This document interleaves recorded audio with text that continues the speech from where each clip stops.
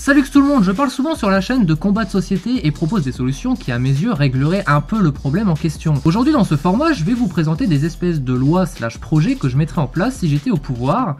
Bienvenue dans Moi, président. Voici une idée, vous connaissez peut-être les maisons construites grâce à des conteneurs. Bah là, on recyclerait les conteneurs pour faire des écolocités. Un conteneur serait tout simplement un petit lieu aménagé et habitable. L'idée pourrait même être poussée jusqu'à recycler des palettes et les transformer en habitation, car oui, en soi, c'est faisable. Quel est l'intérêt? Combien ça va coûter? Comment les faire? Comment meubler? Pour qui sont-elles destinées? Juste avant d'en dire plus, sachez que l'été dernier, une femme a eu la même idée que moi et l'a concrétisée. Donc je ne pense pas que mon projet soit si débile que ça, et si infaisable à grande échelle. Pour la construction et rendre habitable tout ce petit monde, il faudrait tout simplement faire les travaux par des apprentis en école. L'avantage à cela, c'est que déjà ça coûte beaucoup moins cher que faire appel à des entreprises, et en plus ça permettrait à des élèves en bac pro, CAP, bref en études, d'apprendre directement sur le terrain. Ça serait supervisé par leurs profs bien sûr, mais aussi par des retraités du métier. Pour les retraités, soit bénévolement, soit dans le cadre du projet des retraites dont je parlais dans la vidéo sur le sujet, afin que ces personnes soient tout de même un minimum indemnisées pour leur aide à la transmission du savoir-faire. Et à la fin, bien entendu, un professionnel viendrait vérifier qu'il n'y a pas de soucis ou de risques pour les futurs habitants. En cas de souci,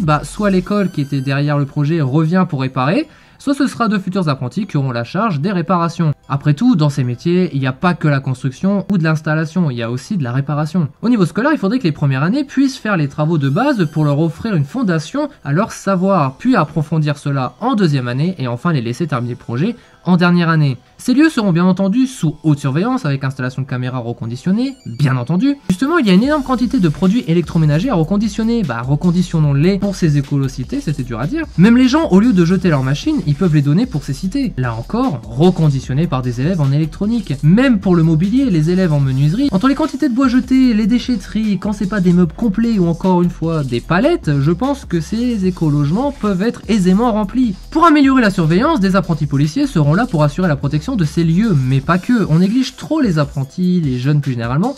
Au fil des épisodes de ce nouveau format, vous verrez que j'ai plein d'idées. N'hésite donc pas à t'abonner pour voir la suite. Ces lieux seraient destinés aux SDF, aux personnes en très grande difficulté financière, ou pourquoi pas à certains jeunes qui galèrent à se lancer dans la vie. Car oui, ce sera certainement des logements majoritairement gratuits, mais ce sera pas non plus le grand confort, et encore moins un logement définitif. Ces logements sont des logements de secours, d'aide, de soutien en attendant de se relancer dans la vie. Un SDF par exemple, en ayant ce type de logement, aura une meilleure hygiène, un toit sur la tête et sera en communauté. Un SDF dans ce cas-là réintégrera la société et aura donc déjà une meilleure base pour se lancer dans la vie professionnelle. Les personnes qui ont accès à ces logements seront surveillées de près, les dépenses, les gains d'argent, etc. Le but est qu'une fois remis à plat financièrement, la personne quitte l'écolocité et repart pour un logement dit normal, et donc dans une vie plus normale. Et oui, j'ai dit logement gratuit, sauf que comme je l'ai dit, ça ne sera pas le grand confort non plus, c'est du temporaire. L'électricité et l'eau par exemple seront là aussi sur un système écolo. Pour l'électricité, ce sera de la recharge à base de jeux pédales, via par exemple une espèce de salle de sport, où des vélos seront mis à disposition pour créer cette électricité. Et ces gens seront aidés, non pas par des aides, du moins pas que, mais par un prêt d'État. J'en parlerai prochainement dans une vidéo destinée aux migrants.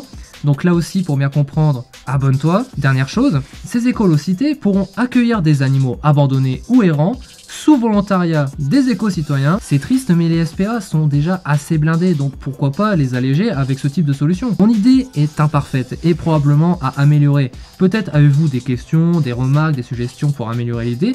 Dites-moi tout ça en commentaire. On se retrouve une prochaine fois pour une autre vidéo. Ciao!